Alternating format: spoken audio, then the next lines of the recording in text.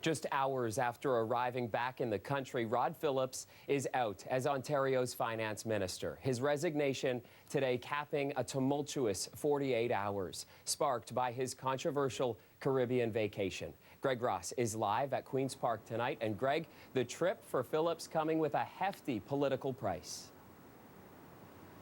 Certainly, and Chris, not the way that Phillips was hoping that this was going to play out, and it certainly caps off what was a dramatic series of events that really began back on December 13th when Phillips decided that he was going to go on this tropical vacation despite the fact that there were rising numbers of COVID-19 here in Ontario, and despite warnings from his own government that people stay home and not travel. Now, while he was in St. Barts, he sent out a series of tweets that made it appear like he was still back here in Ontario, including a message that he sent out on Christmas Eve that thanked his constituents for doing their part to keep people safe. And once this news became public, the Premier did finally order Phillips to come home, and this 17-day Caribbean vacation finally came to an end this morning.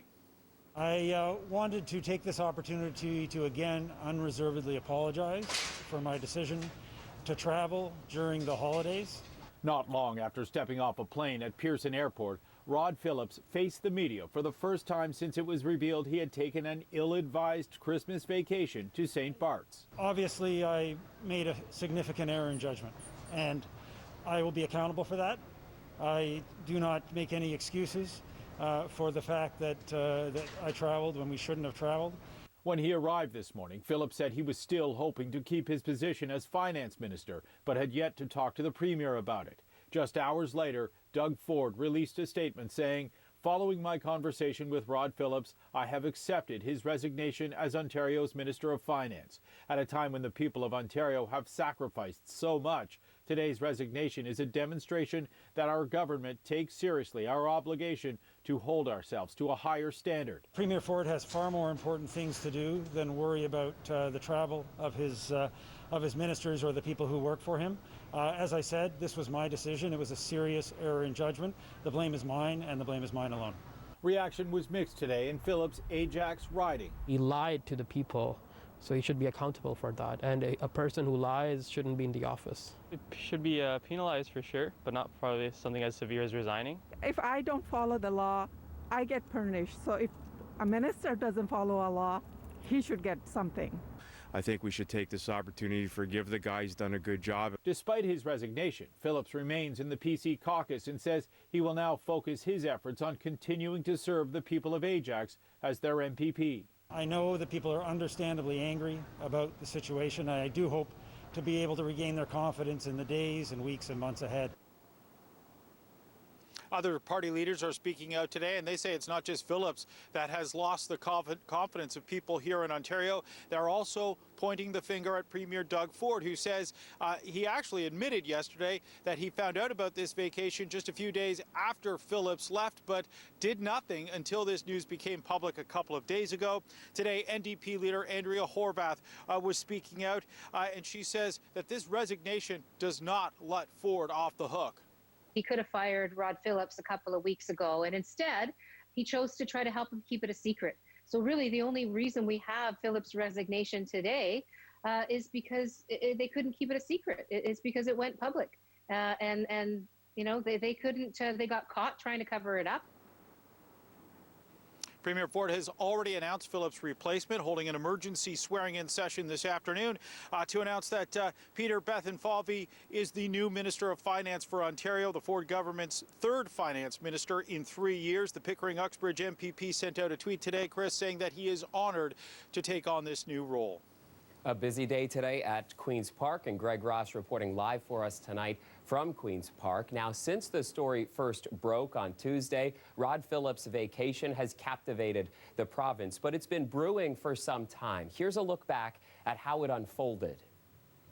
On December 13th, Finance Minister Rod Phillips flies with his wife to the Caribbean island of St. Barts against public health guidance not to embark on unnecessary travel. Neither the public nor his boss, the Premier, know it's happening. Shortly after the minister lands, Premier Ford calls Phillips and finds out he's in the Caribbean. Between December 15th and 22nd, still advising against regional travel, let alone international trips, Ford holds 4 media briefings, never disclosing one of his top ministers is abroad for fun. So during the holidays, hunker down.